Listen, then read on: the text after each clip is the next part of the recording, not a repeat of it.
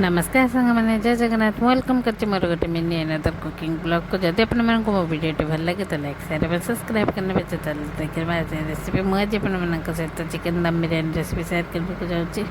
प्रथम मु गोटे तपेले पानी बसई नहीं पा भल से गरम हेले से गोटा गरम मसला अलैच कंचा लंका धनिया पत्र जीरा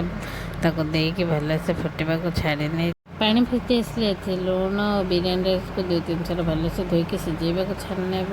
ये अन्य गोटे कड़े मु तेल काटिकी रखी पिज को दे नहीं भल से पिज को गोल्डन ब्राउन हवा जाए भाजी नेबी।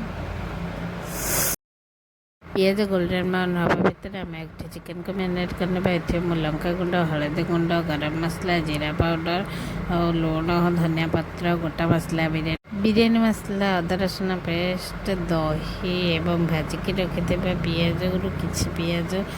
दे भल से मैरिनेट करने मैरिनेट कर अध घंटा ना छाड़ीदे मैरिनेट कर रखा द्वारा चिकेन भीतर मसला फ्लेवर बहुत भल आसता है। मुझे गोटे कड़े बसई नहीं कड़े गोटा मसला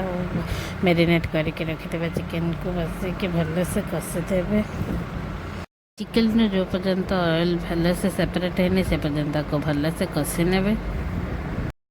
चिकेन भल से कषिला